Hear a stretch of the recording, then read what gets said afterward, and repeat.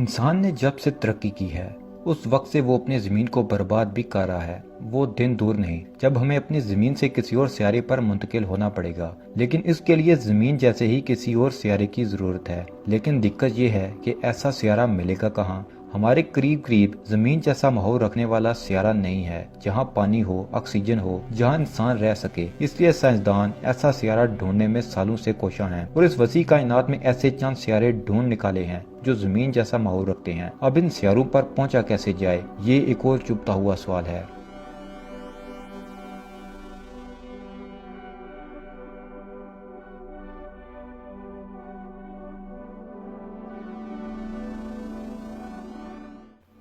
नए सियारों की खोज में भेजे गए खलाई जहाज ने, जिसे केपलर खलाई मिशन कहा जाता है, ने हजारों सियारे दरियाफ्त किए हैं।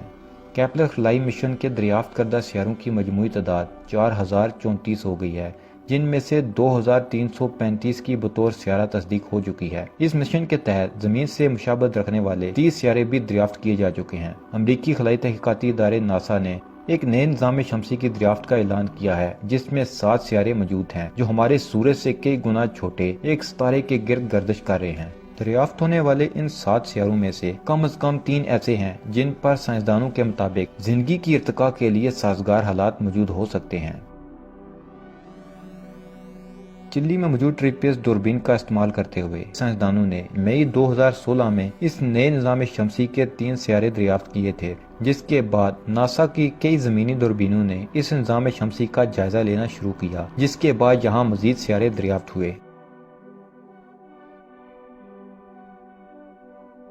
क्योंकि सियारों की अपनी कोई रोशनी नहीं होती और वो सितारों की रोशनी मुनक्कस करते हैं, इसलिए इन्हें बराह रास्त देखना बहुत मुश्किल होता है। निज़ाम शमसी से बाहर मौजूद दीगर सियारों की तलाश के लिए आमतौर पर जो तरीका इस्तेमाल किया जाता है उसे ट्रांजिट फोटोमेट्री कहा जाता है। जब भी कोई सियारा अपने सितारे के गिर्द गर्दिश करते हुए उसके सामने से गुजरता है तो इस सितारे से हम तक आने वाली रोशनी में कुछ कमी वाक़या होती है। अगर आप ये हिसाब लगा लें कि इस सितारे की रोशनी में ये जवाल एक मखसूस अरसे के बाद बार बार आ रहा है, तो इस बात का कवी इम्कान है कि वहाँ कोई सियारा मौजूद है जो इस सितारे के सामने से बार बार गुजरता है और उसकी रोशनी में गिरावट का सबब बनता है। अगर ऐसे मामले में सितारा बड़ा है और सियारा छोटा है तो उसकी रोशनी में गिरावट बहुत मामूली सी होती है, मगर उसका पता लगाया जा सकता है। इसी तरह अगर सियारा बड़ा और सितारा छोटा हो तो उसकी रोशनी में काफी गिरावट होती है। इस तरीके का इस्तेमाल करते हुए इस सितारे और सियारे दोनों के हुजूम का दुरुस्त हिसाब लगाया जा सकता है। सियारे का फासला नापने के लिए साइंसदान ये देखते हैं कि रोशनी में होने वाली गिरावट कितनी देर तक बाकी रहती है। जो भी चीज किसी मरकज के गिर्द गर्दिश कर रही हो वो मरकज से जितनी दूर होगी उसे अपना चक्कर मुकम्मल करने में उतना वक्त लगेगा। चुनाचे रोशनी में होने वाली गिरावट के दौरानिये का हिसाब लगाकर साइंसदान ये भी बता सकते हैं कि वो सियारा अपने सितारे से कितने फासले पर मौजूद है।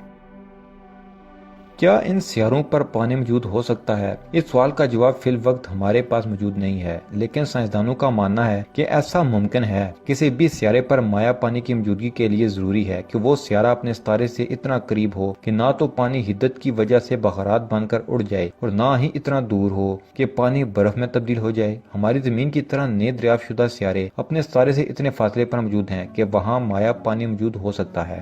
अब सवाल ये उठता है कि क्या वहाँ जिंदगी मौजूद है? अब इन सियारों के मुतालिक ज्यादा मालूमात मौजूद नहीं है, लेकिन हमारे पास चंद ऐसे इशारे हैं जिनकी मदद से हम ये अंदाजा जरूर लगा सकते हैं कि किस तरह के सियारों पर जिंदगी पनप सकती है और किन पर नहीं। जमीन पर जिंदगी के पनपने के लिए जरूरी है कि ऑक्सीजन दस्तयाब हो।